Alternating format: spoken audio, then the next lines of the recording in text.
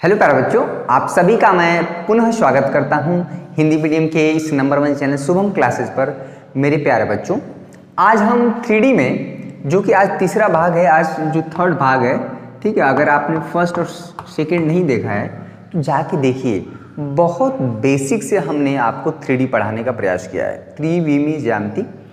आज हम डिस्कस करेंगे सवालों को, यानी कि अभी तक आपने जो सीखा है, यानी कि जो फार्मूले हैं, जो कॉन्सेप्ट हैं, जो बेसिक चीज़ें थी, हमने इसको बताया। आज हम डिस्कस करेंगे कुछ 5-6 बहुत ही इम्पॉर्टेंट क्वेश्चन, जो कि आपके बोर्ड एग्जाम 2021 के पॉइंट ऑफ व्यू से बहुत ही इम्पॉर्टेंट होंगे। या आप कॉम्पिटिटिव एग्जाम में भी आप बैठेंगे कहीं तो आप इस तरह के सवाल से रूबरू होंगे, ठीक है। तो आज का सेशन बहुत ही इम्पॉर्टेंट होने वाला है, क्योंकि आज हम सवालों को हल करेंगे। देखिए, फार्मूला सीखना और फार्मूले को अप्लाई करना, सवाल लगाना उस फार्मूले पर, ये बहुत ज़्यादा अंतर है। आपने पता चला कॉन्सेप्ट सीख लिया, सवाल नहीं लगा पा रहे हैं। बहुत बच्चे सवाल लगा लेते हैं, कॉन्सेप्ट ही नहीं पकड़ में आता है। तो दोनों चीज़ों का कॉम्बिनेशन होना चाहिए। मैथमेटिक्स सीखना है तो दोनों चीज़ों का कॉम्बिनेशन होना चाहिए। जितने बच्चे लाइव देख रहे हैं, पहले फटाफट वीडियो को लाइक करते हैं। 500 से अबव लाइक होना चाहिए। चलिए आइए शुरू करते हैं। पहला क्वेश्चन आपकी स्क्रीन पर रहा ये, ठीक है। कह रहा है कि क्वेश्चन देख लीजिए, 2013, 2017, 2018 पूछा गया है, ठीक है। कह रहा है कि बिंदु 3, -2, -5 और बिंदु 3, -2, 6 से होकर जाने वाली रेखा का समीकरण सदिश और कार्तीय दोनों रूपों में हमें ज्ञात करना है, यानी वेक्टर फॉर्म में और कार्टेशियन फॉर्म में।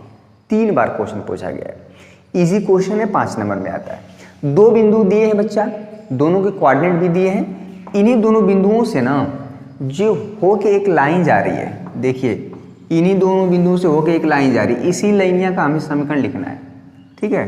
ये जो लाइन है, इसी लाइन का हमें समीकरण लिखना है। 2 फॉर्म है, एक वेक्टर फॉर्म और कार्टेशियन फॉर्म। समझ में आया? तो पहली बात तो वेक्टर फॉर्म तो बहुत आसान है। इसको x1, y1, z1 कर दीजिए। इसके कपड़ा पे लिख दीजिए x2, ठीक है, y2 और z2 जरूरत पड़ेगी, ठीक है। कल हमने बताया था कार्टेशियन फॉर्म और वेक्टर फॉर्म। अगर 2 बिंदु दिए हुए, इसको हम बतौर वेक्टर ए की तरह ट्रीट करेंगे, ठीक है, और इसको वेक्टर बी की तरह ट्रीट करेंगे। क्लियर हुआ? अगर 2 बिंदुओं से होकर जाने वाली रेखा का समीकरण हमको ज्ञात करना हो और दोनों बिंदुओं के वेक्टर फॉर्म दिए हों, तो क्या होता है जरा बताइए। तो r = a प्लस कुछ लेमडा b - a, ठीक है, ऐसा ही कुछ हम बताए थे। क्लियर हुआ? b - a बहुत आसान है। a क्या है? ये, ठीक है। इसको आप a समझिए, इसको वेक्टर b समझिए, और b - a तो बहुत आसान है, यानी किसी वेक्टर को दूसरे वेक्टर से घटाना बहुत आसान है। क्लियर हुआ? तो ये हो गया वेक्टर फॉर्म। क्लियर हुआ? अभी सवाल कर देते हैं। लेकिन जो कार्टेशियन फॉर्म है, कार्तीय रूप में है, रेखा का समीकरण लिखना, वो क्या होता है जरा बताइए। तो x - x1 अपान में जाके देखिए x2 - x1, ठीक है, y - y1 अपान में यहाँ पे है बच्चा y2 - y1। क्लियर हुआ? ये है z - z1 अपान में क्या था, z2 - z1। इसीलिए इसके सर पे हमने x1 y1 z1 पहले ही मेंशन कर दिया। यहाँ पे x2 y2 z2 सब कुछ ठीक है।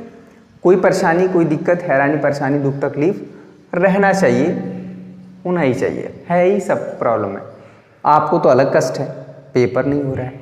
पेपर होगा। बहुत लोगों को, बहुत बच्चे समर्थन कर रहे हैं कि पेपर होना चाहिए, बहुत बच्चे समर्थन नहीं कर रहे हैं कि पेपर नहीं होना चाहिए। जिनकी तैयारी नहीं है, जिनकी जो चाहते हैं कि सिर्फ पास हो जाए, ठीक है, ठीक हो जाएगा, एक दिन जरूर आएगा अच्छा समय। क्लियर हुआ? चलिए इतना नोट करिए, सभी लोग फटाफट नोट करें। एक बार आड़ी वीडियो हम देख लेते हैं, सब ठीक है ना? ठीक है, बहुत बढ़िया। चलिए तो इक्वेशन लिखते हैं वेक्टर फॉर्म में, बहुत आसान है। r = ठीक है, a क्या है भाई, a हमारा ये है। इसको वेक्टर फॉर्म लिखेंगे ना, ये जो पॉइंट के रूप में है 3, -2, इसको अगर वेक्टर के रूप में लिखेंगे तो ऐसे हो जाएगा 3, इसके साथ i कैप, -2 j कैप और -5 k कैप। ये हो गया वेक्टर ए। क्लियर हुआ? प्लस यहाँ पे लेमडा लगा के, लेमडा जीरो को छोड़ के कोई भी स्केलर नंबर, कोई भी वास्तविक संख्या हो सकता है, नेगेटिव पॉजिटिव, लेकिन जीरो नहीं। ठीक है, b माइनस ए करना है। देखिए b है और ये है, तो b माइनस ए करेंगे तो 3 माइनस 3 करेंगे, कितना हो जाएगा बच्चा? 0 i कैप। -2 में से -2 को घटाएंगे, क्या आ जाएगा बच्चा? 0, फिर से आ जाएगा 0 j कैप। 6 में से -5 को घटाएंगे तो 11 आ जाएगा, यानी +11 k कैप। ये हो गया b माइनस ए। b माइनस ए, ठीक है, घटाना है, सिंपल सा। ये वेक्टर फॉर्म में है इस लाइन का इक्वेशन, और कार्टेशियन फॉर्म में यानी कार्तीय रूप में इसी लाइन का इक्वेशन है। ये सवाल पूछा गया है, ठीक है, 3 बार। तो हमारा क्या आंसर हो गया? r इक्वल टू यहाँ पे हो गया बच्चा, हो गया, यही हमारा आंसर होगा। ठीक है, यही हमारा आंसर होगा, इसमें कोई हैरानी वाली बात नहीं है। आप चाहें तो अलग से b माइनस ए निकाल लीजिएगा। ठीक है, b माइनस ए। बहुत बच्चे यही परेशान है ना, ये बिंदु के रूप में लिखा गया है तो इसको कैसे वेक्टर हो जा रहा है? लीजिए, इसीलिए हम कहते हैं कि शुरुआत के लेक्चर आप देखा करिए। शुरू के लेक्चर नहीं देखेंगे तो आप परेशान ही रहेंगे। तो पार्ट 1 से देखिए जाके, 3D का 2 ही लेक्चर हुआ है। ठीक है, अभी कल या परसों हुआ है। ठीक है, देखिए हमेशा ये जो बिंदु दिया रहता है वो हमेशा ये x एक्सिस y एक्सिस होता ही है, x एक्सिस y एक्सिस और z एक्सिस होता ही होता है। ठीक है, हमेशा ये जो बिंदु दिया रहता है हमेशा इस कोऑर्डिनेट एक्सिस यानी ये जो निशान इसके सापेक्ष में होता है। ठीक है, ये है और ये हमारा ये है। इसको हम वेक्टर ए की तरफ ट्रीट करेंगे और इसको हम वेक्टर बी की तरफ। ठीक है, ओरिजिन से एक लाइन मिला देंगे तो क्लियर हुआ बच्चा? यही चीज़ है। और जो आर होता है इसी बीच में ये पोजीशन वेक्टर होता है आर, स्थिति सदिश आर जो होता है xi प्लस वाई जे प्लस जेड के। ठीक है, ये हमारा आर होता है। ठीक है, तो ये है बेसिक चीज़, बहुत ज़्यादा डिटेल में आप बुक में दिया है। अब कौवा बोल रहा है, कौवा बोलना पता चला कि शुभ होता है ना। पहले लोग कौवा बोलते थे, अरे आज मामा आने वाले हैं। तो ये सवाल आने वाला है आपके बोर्ड एग्जाम में। ठीक है, ये हो गया वेक्टर फॉर्म। चलिए इसका कार्टेशियन फॉर्म देख लीजिए। क्वेश्चन इंपॉर्टेंट है, मैं बार बार फोकस इसलिए कर रहा हूँ ताकि आपको ये सवाल आए तो गड़बड़ ना हो। क्लियर हुआ? सवाल आप जो पढ़े हैं अगर वो ना कर पाएँ तो सबसे कष्ट वाली बात होती है। मान लीजिए जो चीज़ आप नहीं पढ़े हैं नहीं लग रहा है अलग बात है, लेकिन जो पढ़े हैं उसमें से तो लग जाना चाहिए। वीडियो पसंद आ रहा है वीडियो को लाइक करिए, 500 से एबव लाइक होना चाहिए। ठीक है, तो कार्तीय रूप में फार्मूला तैयार होना चाहिए। ठीक है, कार्तीय रूप में इस रेखा का समीकरण यानी ये जो लाइन है जो ए और बी से होके जा रही है एक लाइन, इसका समीकरण हो जाएगा x माइनस x1। x1 क्या है बच्चा? 3 है। ठीक है, x2 माइनस x1, 3 माइनस 3 क्या था? 0 था। कोई दिक्कत? y माइनस y1 हमारा क्या है? -2 है, तो यहाँ पे -2 कर दीजिए। नीचे फार्मूला क्या था? y2 माइनस y1 यानी -2 फिर से 0 आ गया। फार्मूला क्या था? z माइनस z1 क्या था? -5। ठीक है, ये सब रखने में मिस्टेक ना हो। z2 माइनस z1 यानी फिर से 6 माइनस ये 11 आ जाएगा। ये जो है हमारा इक्वेशन है, ये लाइन का ही इक्वेशन है, इसी लाइनवा का इक्वेशन है जी, लेकिन अलग अलग फॉर्म है। तो यहाँ पे फॉर्म हमारा आंसर हो गया x माइनस 3/0 y प्लस 2/0 और ये हो जाएगा z प्लस 5/11। ठीक है, ये है हमारा इक्वेशन। बहुत ज़्यादा कुछ बवाल करने की जरूरत नहीं है। ऊपर फार्मूला लिखिए, फार्मूले पे जो जो डेटा है वही रख दीजिए। ठीक है, समझ में आ रहा है? कोई परेशानी नहीं होनी चाहिए, बिल्कुल क्लियर है। क्वेश्चन नंबर 1 क्लियर हो गया।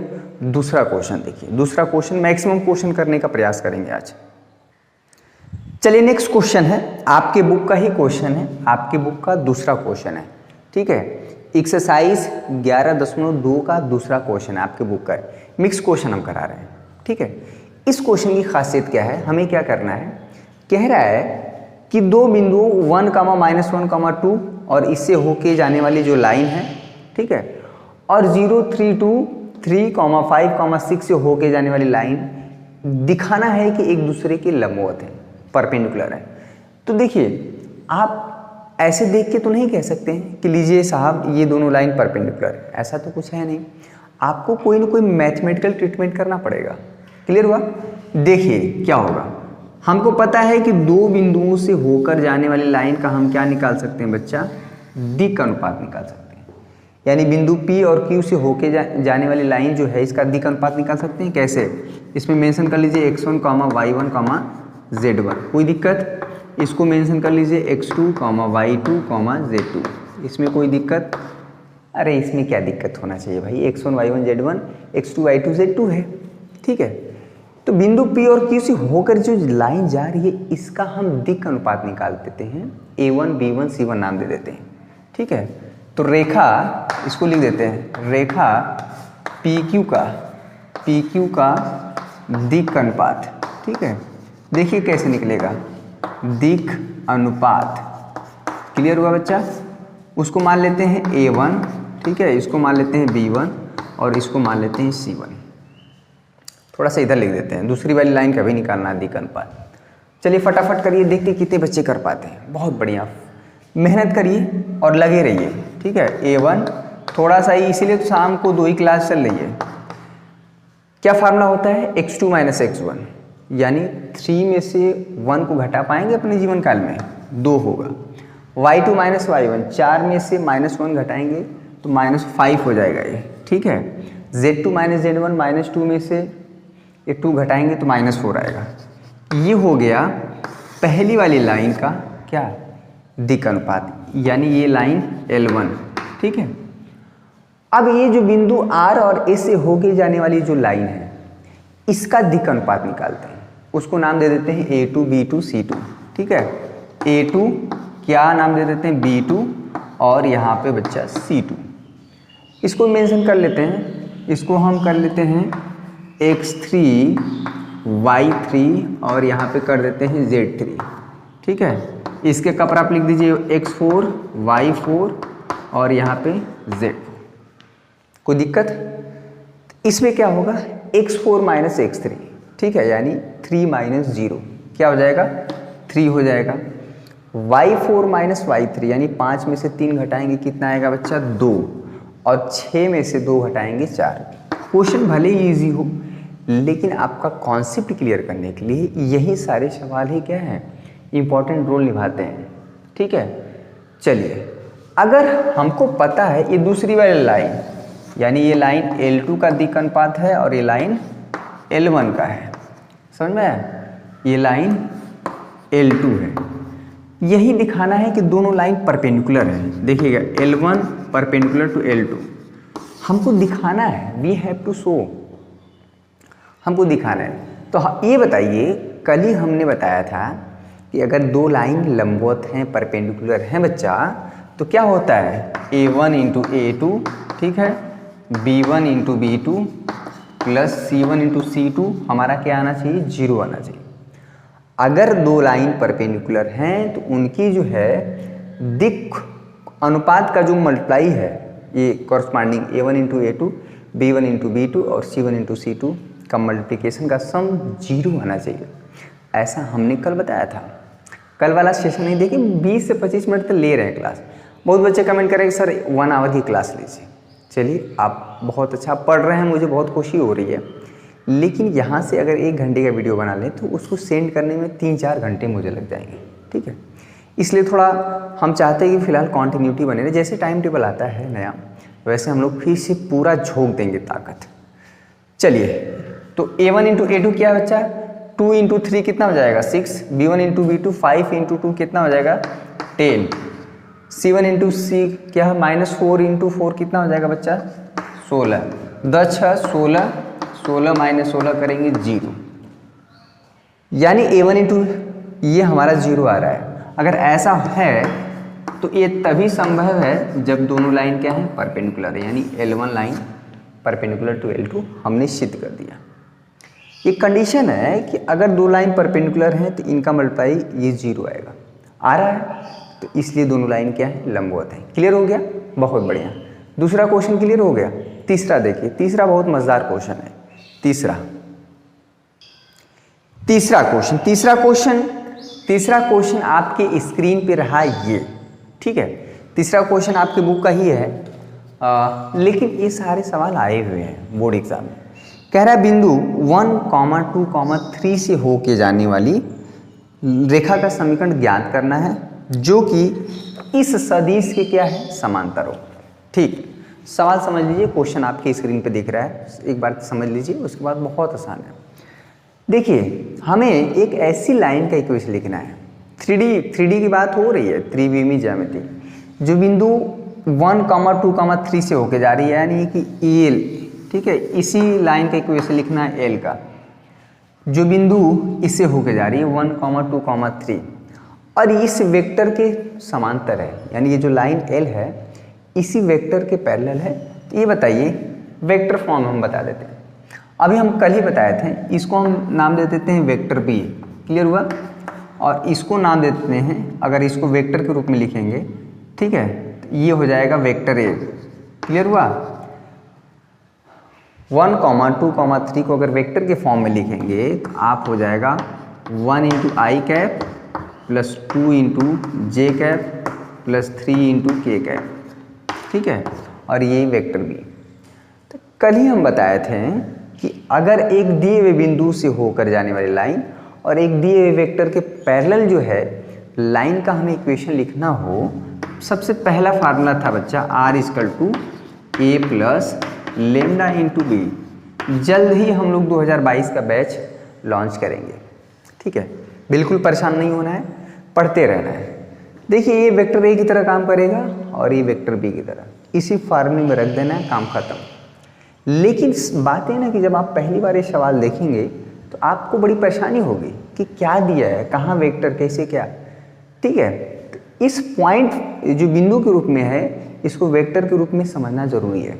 तो क्या हो जाएगा, बहुत आसान है, r = a क्या बच्चा, 1 × i, ये हो जाएगा 2 × j प्लस 3 × k, क्लियर हुआ, प्लस लेमडा यहाँ पे हो जाएगा 3 × i plus 2 × j minus 2 × k का। बहुत जगहों पे ये आंसर मिलता है, बहुत जगह पे थोड़ा सा सिंप्लीफाई कर देते हैं, ठीक है। यहाँ पे लेमडा को मल्टीप्लाई करेंगे 3 लेमडा हो जाएगा, यहाँ पे i है, यहाँ पे i है, कॉमन ले लेंगे तो 1 प्लस 3 लेमडा, यहाँ पे i कॉमन ले लीजिए, ठीक है। यहाँ पे 2 है, अगर लेमडा को मल्टीप्लाई करेंगे 2 लेमडा, j कॉमन ले लेंगे तो 2 प्लस 2 लेमडा इंटू j के। यहाँ पर 3 है बच्चा, क्लियर हुआ, यहाँ पे 3 है और यहाँ पे लेमडा को मल्टीप्लाई कर देंगे तो माइनस 2 लेमडा इंटू के, ये भी एक फॉर्म होता है। तो पहला वाला आंसर हो चाहे ये वाला आंसर हो, एक के बाद है, ठीक है। ये है हमारा, तो लाइन का ही समीकरण हो गया, क्लियर हो बच्चा, कोई परेशानी नहीं होना चाहिए। वीडियो पसंद आ रहा है वीडियो को लाइक करिए, 500 लाइक हमेशा होना चाहिए, चाहे जितने भी 2000 से ज़्यादा बच्चे देख रहे हैं। और ठीक है, शुरुआत से जुड़े हैं, जैसे टाइम टेबल आता है वैसे हम लोग पूरा झोंक देंगे अपनी ताकत। 3D की बात थी, उसमें बच्चों का बहुत था कि सर बता दीजिए, तो हमने बताया। चौथा क्वेश्चन देखिए, इसमें अभी तक कोई कन्फ्यूज़न नहीं होना चाहिए। चौथा क्वेश्चन देखिए, चलिए आइए चौथा क्वेश्चन करते हैं बच्चों। जितना हम सवाल का अभ्यास करेंगे उतना ही हमारा कॉन्सेप्ट क्लियर होगा।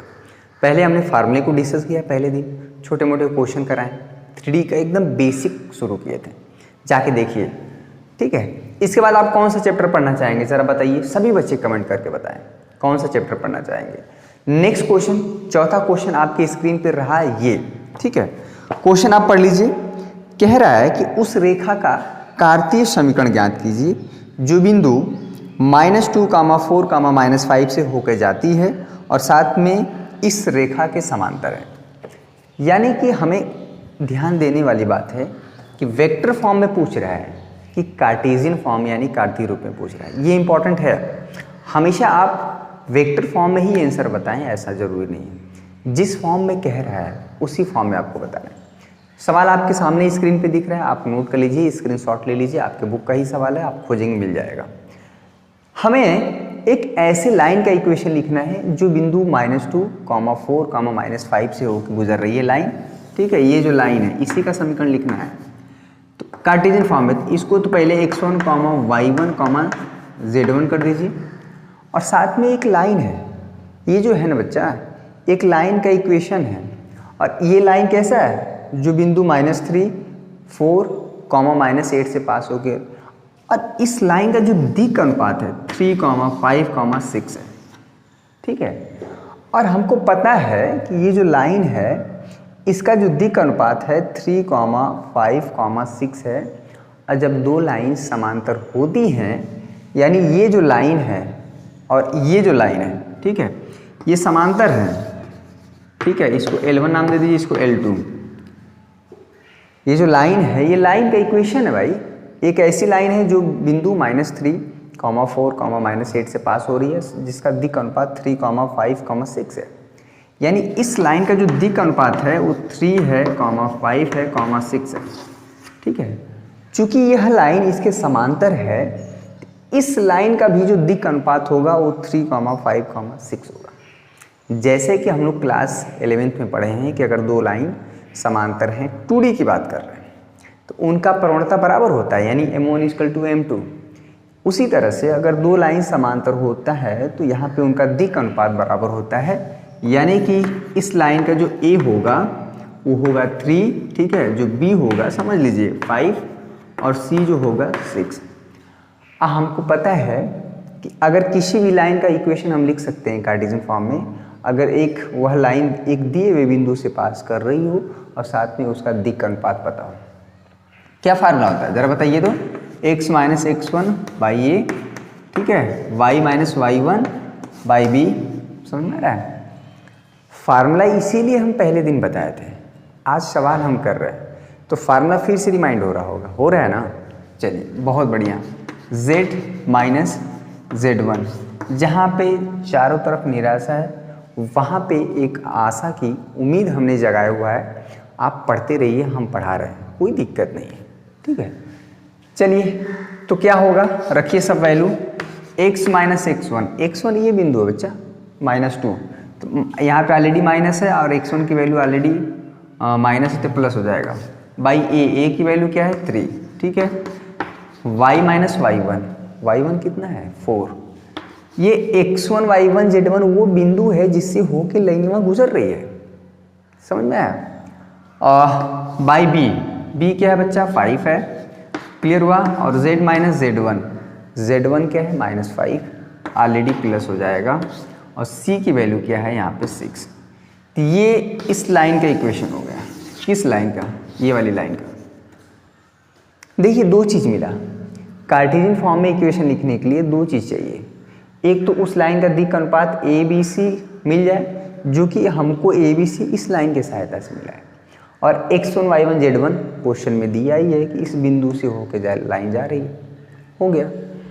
तो फार्मूला में क्या चीज़ है और कहाँ से वो मिलेगा, ये डिपेंड करता है क्वेश्चन टू क्वेश्चन, और ये चीज़ हम बेहतर तभी कर पाते हैं जब हम सवालों का अभ्यास करते हैं, ठीक है। तो ये सवाल समझ में आ गया, कोई दिक्कत कोई परेशानी इसमें नहीं होना चाहिए।